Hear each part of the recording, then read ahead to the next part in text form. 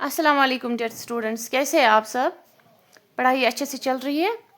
तो आज हम आते हैं फिर से अपने लेक्चर की तरफ, जिसमें हमें क्वेश्चन नंबर 7 करना है। आज क्वेश्चन नंबर 6 हमने किया था, एक्सरसाइज 3.1। ठीक है, अगर कोई डायरेक्टली इस वीडियो पे आ रहा है तो उसे पता होना चाहिए हम एक्सरसाइज 3.1 कर रहे हैं, 12th मैथ है ये। तो इसमें हमने क्वेश्चन नंबर 6 तक हमने किया था कंप्लीट, एंड उसमें सिर्फ बस थर्ड पार्ट मैंने आपको होमवर्क दिया था, वो रह गया था हमारा। एंड नाउ आज हमें क्वेश्चन नंबर 7 करना है। मैं थोड़ा सा जल्दी से क्वेश्चन नंबर 3 दिखाऊंगी आपको। ये बहुत ईजी है, इन दोनों से तो इससे तो ईजी है, पार्ट सेकंड से ये ईजी है। थर्ड पार्ट मैं थोड़ा सा दिखाऊंगी फिर भी, अगर शायद किसी को ना आया हो। एंड फिर हम क्वेश्चन नंबर 7 करेंगे। ठीक है, तो क्वेश्चन नंबर 3 है हमारे, पार्ट 3 है क्वेश्चन नंबर 6 का, जो है क्वेश्चन नंबर 6 पार्ट 3 है हमारा। इसमें वो बोल रहा है हमें x plus y plus z, and ये क्या है, x प्लस जेड एंड फिर है y plus z is equal to, यहाँ से आ रहा है हमारा, एक सेकेंड, 9 है, 5 है और 7 है। शाबाश, 9, 5 एंड 7। आपको बहुत सारे स्टूडेंट्स को आया होगा ये करना, फिर भी दिखाती हूँ मैं। तो सोल्यूशन हम लिखते हैं, हमें क्या निकालना है, वैल्यूज़ निकालने हैं हमें, एक्स वाई एंड जेड के वैल्यूज़ निकालने हैं हमें। तो हम करते हैं, एक सेकेंड, सॉरी।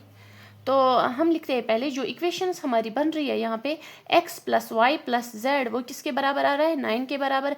एंड दूसरी आ रही है x प्लस जेड, वो आ रहा है 5 के बराबर। तीसरा आ रहा है y plus z is equal to 7 के बराबर। ठीक है, इसको हम इक्वेशन 1 लिखेंगे, इसको हम 2 लिखेंगे और इसको हम 3 लिखेंगे। ठीक है, यहाँ तक ठीक है, समझ आ रहा है? अब हम करेंगे जो है हमारा,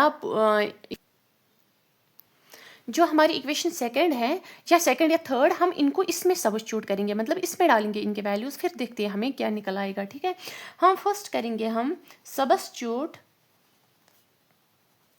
या सीधे लिखो पुट, जो इक्वेशन सेकंड है वो इसको हम इक्वेशन फर्स्ट में डालते हैं। समझ आ रहा है?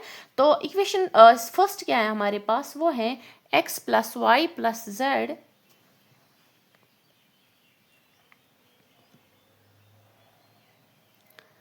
x plus y plus z, वो है बराबर 9। तो जो इक्वेशन सेकंड है वो क्या है, x प्लस जेड है 5 के बराबर। तो हम y को एज सच ऐसे ही लिखेंगे, और x प्लस जेड जो बन है उसके बदले हम 5 लिखेंगे।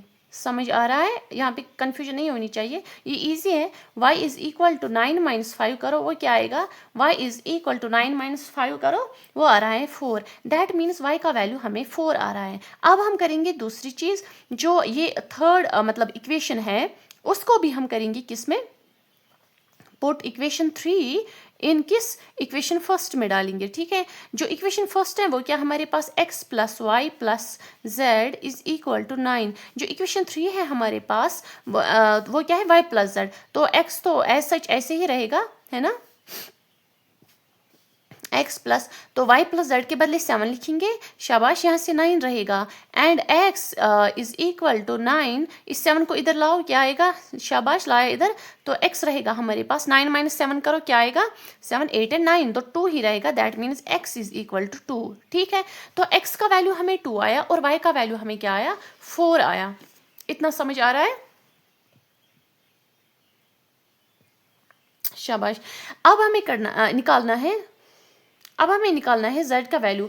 तो हम जो x इज इक्वल टू है, y इज इक्वल टू 4 है, इसको भी हम फर्स्ट इक्वेशन में ही डालते हैं। ठीक है, तो हम करेंगे put x is equal to 2 and क्या है हमारे पास, y इज इक्वल टू 4, उसको हम डालेंगे किस में, इक्वेशन फर्स्ट में, मतलब 1 में, इक्वेशन 1 में डालेंगे। ठीक है, तो हमारा होता है, जो इक्वेशन 1 है हमारे पास, वो है x plus y plus z is equal to 9। And x का वैल्यू क्या है, 2, शाबाश, एंड y का वैल्यू क्या है, 4 plus z is equal to 9।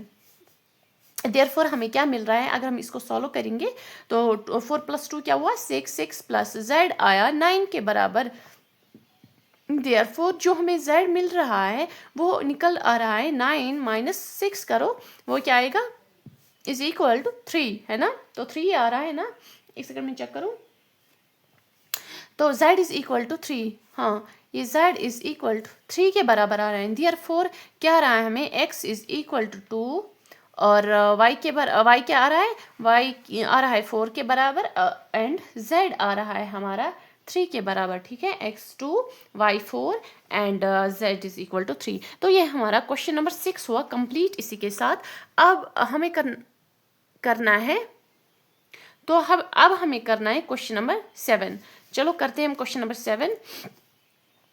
उसमें हमें बोल रहा है वो सेम इसी तरीके से, वहाँ से भी हमें वैल्यूज़ निकालने हैं। फाइंड, हमें हमारे पास क्या है, मैट्रिक्स है a माइनस बी। ज़रा अपनी बुक सामने रखो, वहाँ पे मैट्रिक्स दिया हुआ है a minus B and 2a minus B, यहाँ से है 2a प्लस सी, फिर है 3c प्लस डी। शाबाश, ये हमें आ रहा है किसके बराबर, -1 0 5 एंड 13 के बराबर आ रहा है, ये दिया हुआ है। एंड वैल्यूज़ क्या निकालने हैं हमें, फाइंड वैल्यूज़ ऑफ, जैसे हमें वहाँ पे x y एंड z के वैल्यूज़ निकालने थे, यहाँ हमें निकालने हैं find values of a b c and d। शाबाश, यहाँ तक समझ आ रहा है। तो यह हमारा मैट्रिक्स दिया हुआ है, हमें यहाँ से a b c and d के वैल्यूज़ निकालने हैं। तो हम करते हैं, जो हमारी फर्स्ट इक्वेशन है, हम करते हैं a minus B is equal to -1 के बराबर आएगा ना ये। शाबाश, मैंने बोला है कैसे मैट्रिक्स जो बराबर होते हैं क्यों, तो कैसे वो निकालते हैं हम, a minus B is equal to -1। तो हम फिर दूसरी है हमारे पास 2a माइनस बी, जो ये लिखेंगे हम 2a minus B is equal to किसके बराबर है, 0 के बराबर है ना, ठीक। फिर थर्ड हमारे पास आ रही है 2a plus c is equal to 5 के बराबर है, समझ आ रहा है। एंड फोर्थ क्या है, 3c plus d is equal to 13 के बराबर है, ठीक है, यहाँ तक समझ आया। तो लिखते हैं हम इसको 1 लिखते हैं, इसको 2 लिखते हैं एंड इसको 3 लिखते हैं और इसको 4 लिखते हैं। दैट मीन्स हमारे पास 4 इक्वेशंस आ गई। अब हम करेंगे जो ये है, देखो हमें क्या निकलना है, a b c and d के वैल्यूज़। अब इसमें सी डिफरेंट, अब तो फिलहाल ये साइड में रखो। अब देखो फर्स्ट इक्वेशन और सेकंड इक्वेशन में क्या सेम है, फर्स्ट इक्वेशन में भी ए ही वेरिएबल है एंड बी भी, मतलब ए और बी है जो हमें फाइंड करनी है, और इसमें भी ए एंड बी है। तो फिर हम पहले इन दोनों पे ही काम करते हैं, ठीक है। हम करते हैं, देखो अगर हम ए को इस तरीके से लिखेंगे, जो a है ना, इसको हम इस तरीके से लिख सकते हैं, a इज इक्वल टू -1, इस b को इस साइड में लाएंगे, क्या बन जाएगा, प्लस b, है ना। तो a बन गया हमारा -1 प्लस b, ठीक है। तो इसको आप स्मॉल a नहीं कैपिटल a आप रखो इसको, ठीक है।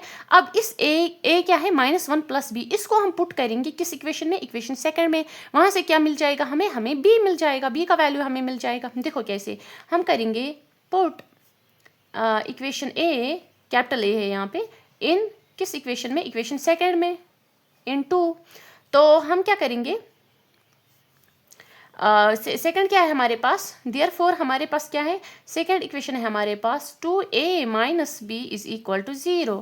फिर क्या रह जाएगा हमारे पास, 2a के बदले क्या डालेंगे हम, -1 प्लस बी, -1 प्लस बी, समझ आ रहा है। माइनस करो फिर ये b इज इक्वल टू 0, समझ आ रहा है। कहीं पे कोई भी कंफ्यूजन हो अगर किसी को होगी तो प्लीज़ मुझे कमेंट सेक्शन में आप बताना कहाँ पे हो रही है मुश्किल आपको। तो यहाँ पे अब मल्टीप्लाई करो, ये बन जाएगा -2, फिर 2 को इस b के साथ करो, ये बन जाएगा 2b, फिर यहाँ से एक और b है -b इज इक्वल टू 0। तो ये क्या बन जाएगा, करो ये तो -2 ऐसे ही रहेगा ना, तो 2b माइनस करो एक b, वो क्या रहेगा, एक ही b रहेगा ना वहाँ पे, तो प्लस b रह जाएगा is equal to 0। That means हमें मिल रहा है, इस b को अपनी जगह पे रखा ना, फिर ये क्या बन जाएगा, -2, इसको इज इक्वल टू की इस साइड मिलाओ, ये क्या बन जाएगा, +2 बन जाएगा, ठीक है। तो +2 बन जाएगा, दैट मीन्स हमें b का वैल्यू क्या आया, +2। शाबाश, b का वैल्यू आया।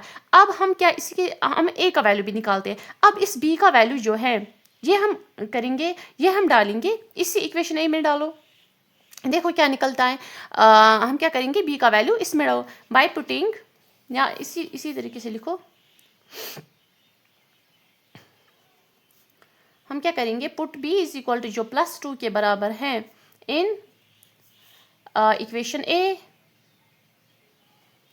a क्या है हमारे पास, तो हमें क्या मिल जाएगा, a है हमारे पास -1 प्लस b, तो a मिल जाएगा हमें, ये -1 है प्लस b करो, b का वैल्यू क्या है, 2 है, तो इस तरीके से हमें क्या मिला, हमें मिल रहा है प्लस माइनस क्या हुआ माइनस, तो 2 को माइनस करो 1 क्या मिल जाएगा 1 मिल जाएगा, that means a is equal to 1। यहाँ तक समझ आया? किसी को कोई कंफ्यूजन है?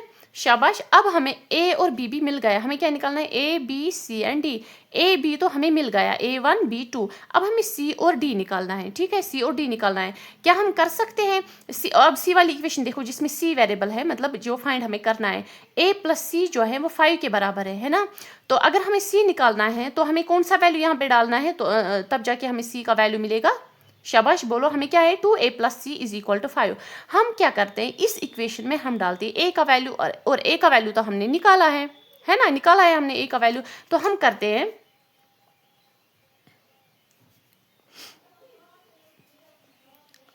Put a is equal to 1 in, किस इक्वेशन में डालना है हमें, थर्ड इक्वेशन में डालना है, ठीक है। इसको साइड में रखना, मतलब ये मैंने इस तरीके से लिखा, ठीक है।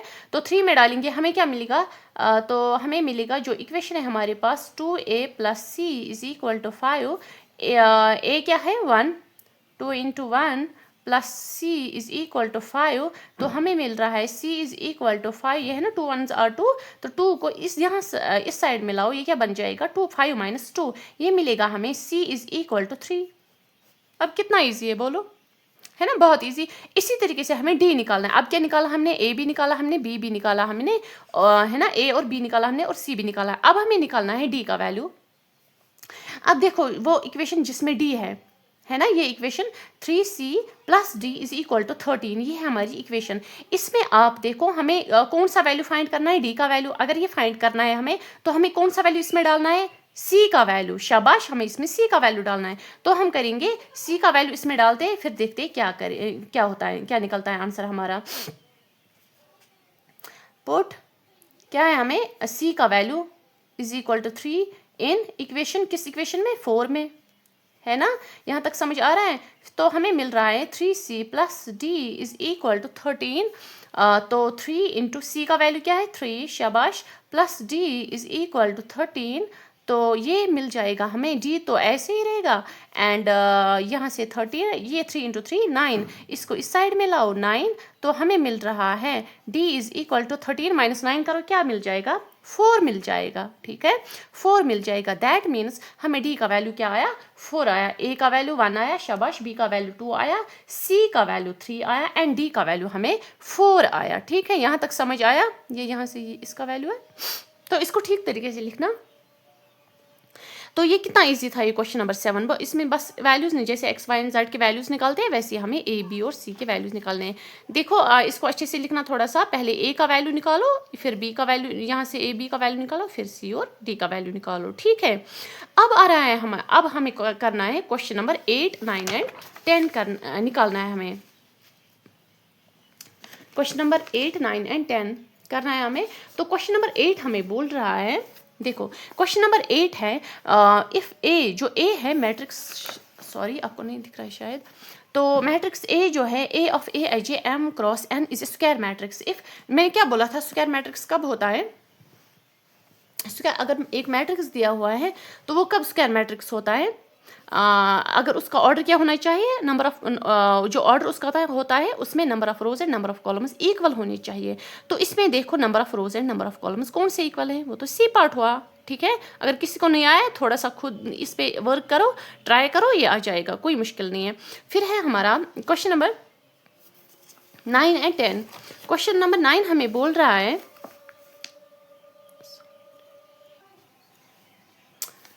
अब हमारे पास क्वेश्चन नंबर 9 है, ये बोल रहा है हमें हमारे पास दो मैट्रिक्स हैं जो आपस में क्या है बराबर है, which of the given values of x and y make the following pair of matrices equal.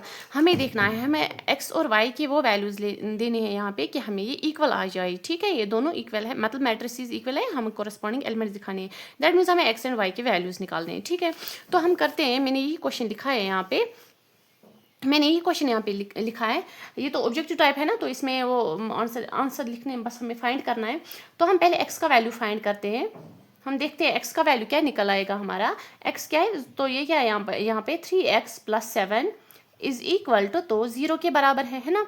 तो x तो 3x क्या आएगा इज इक्वल टू 7 को यहाँ लाओ, ये क्या बन जाएगा -7, शाबाश। तो x क्या निकल आएगा -7 डिवाइडेड बाई 3, तो x आया हमारा -7 डिवाइडेड बाई 3 एंड यहाँ से भी x है तो यहाँ से भी चेक करते हैं ना, ठीक। 2 - 3 तो x का वैल्यू तो सेम होना चाहिए ना हर जगह, तो यहाँ पे है 2 - 3x इज इक्वल टू क्या है, किसके बराबर है, 4 के बराबर है। तो ये बन जाएगा -3x इज इक्वल टू 4, इस 2 को इधर लाओ, ये बन जाएगा -2।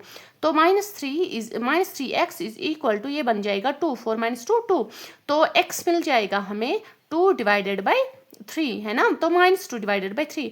तो हम देख रहे हैं that x is equal to -7 divided by 3 और x is equal to -2 divided by 3, तो दो वैल्यूज मिल रहे हैं। तो हम देखेंगे, पहले चेक करेंगे हमें जो यहाँ पे ऑप्शंस दिए गए हैं वहाँ पे एक तो x is equal to -1 divide by 3 ये तो नहीं है, x is equal to -2 divide by 3 ये आ रहा है हमारा, x is equal to -2 divide by 3 and ये x is equal to -1 divide by 3 ये भी नहीं है, ये भी नहीं है ना, x is equal to -2 divided by 3 ये आ रहा है, और हमारा एक और है x is equal to -7 divide by 3, तो x इज इक्वल टू वो तो है नहीं, एंड दूसरी चीज़ x की दो वैल्यूज तो नहीं हो सकते हैं ना, तो हमें दो वैल्यूज मिल रही है x की, -2 डिवाइड बाई 3 भी और -7 डिवाइड बाई 3 भी, तो दो वैल्यूज तो एक ही मतलब नंबर के मतलब x के बदले हम दो वैल्यूज तो नहीं लिख सकते ना, एक ही वैल्यू लिखना पड़ेगा। दैट मीन्स इसमें से कोई भी ऑप्शन यहाँ पे करेक्ट नहीं है, therefore we can not find the, मतलब इसका आंसर जो है it is not possible to find it is answer, ठीक है। तो इसका ऑप्शन ये ठीक है। अब रहता है हमारा क्वेश्चन नंबर 10, जो कि इस एक्सरसाइज का लास्ट क्वेश्चन है, वो बोल रहा है the number of all possible matrices of order 3x3 with each entry 0 और 1 इज। देखो ये बोल रहा है जो एक मैट्रिक्स है उसमें क्या है, ऑर्डर क्या है उसका 3x3 है, एंड उसमें जो एंट्रीज है या तो वो 0 हो सकती है या फिर 1 हो सकती है। देखो अगर हमारे पास है फॉर एग्जांपल हमारे पास एक मैट्रिक्स है, उसका ऑर्डर क्या है 3x3 उसका ऑर्डर है, ठीक है। क्वेश्चन नंबर 10 है ये, तो 3x3 उसका ऑर्डर है, उसकी जो कोई भी एंट्री जो यहाँ पे होगी या तो इस जगह पे 0 होगा या फिर 1 होगा, इस जगह पे भी या तो 1 होगा या फिर 0 होगा, इस जगह पे भी क्या है 3x ये बन जाएगा 3 है ना, 3 रोज एंड 3 कॉलम्स, ठीक है। तो ये बन जाएगा 3 रोज एंड ये बन जाएगा 3 कॉलम्स। तो इसकी जो हर एक एंट्री है, देखो चाहे ये एंट्री हम ले लें, चाहे ये वाली ले लें, चाहे ये वाली, कोई भी एंट्री जो इसकी है उसके दो तरीके हैं लिखने के, या तो उस एंट्री पे यानी कि वो नंबर या तो फिर वो या तो 1 आएगा या फिर 0 आएगा, ये भी या 1 आएगा या 0 आएगा, इसी तरीके से ये भी या 1 आएगा या 0 आएगा, ये भी या 1 आएगा या फिर 0 आएगा। दैट मीन्स हर एक ऑप्शन जो है वो कितने तरीकों से हम लिख सकते हैं, 2 तरीकों से लिख सकते हैं। दैट मीन्स इसको हम 2 लिखेंगे, जो हमारे पास ऑप्शन है, दैट मीन्स जो कि हम नंबर है यहाँ पे वो या तो 0 लिख सकते हैं या फिर 1 लिख सकते हैं। दैट मीन्स हम 2 तरीकों से वो लिख सकते हैं।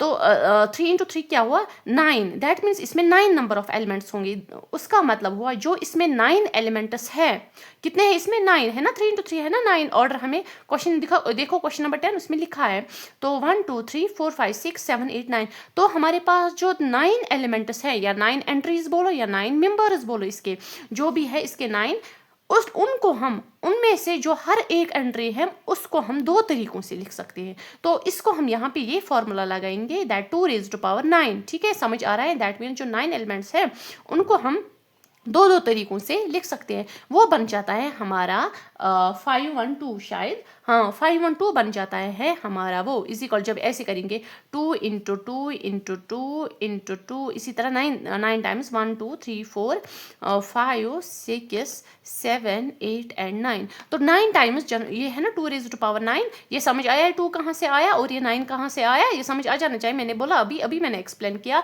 तो यहाँ से हम दैट मीन्स हमें 2 जो है 9 टाइम्स मल्टीप्लाई करना है, हमने किया मल्टीप्लाई एंड इसको मल्टीप्लाई करके हमें आ रहा है 512, और हम देख रहे हैं कि ऑप्शन में भी ये एक ऑप्शन है। देखो number of all possible matrix of order 3x3 with each entry 0 और 1 इज 27 है, 18 है, 81 है, 512 है, तो 512 जो है हमारे पास यही है हमारा करेक्ट ऑप्शन, ये इसका आंसर हुआ। तो इसी के साथ हमारी जो ये एक्सरसाइज है तो हमारी जो एक्सरसाइज है 3.1 ये इसी के साथ हमारी कंप्लीट होती है। 1 से लेके 10 तक हमने इसके सारे क्वेश्चंस किए।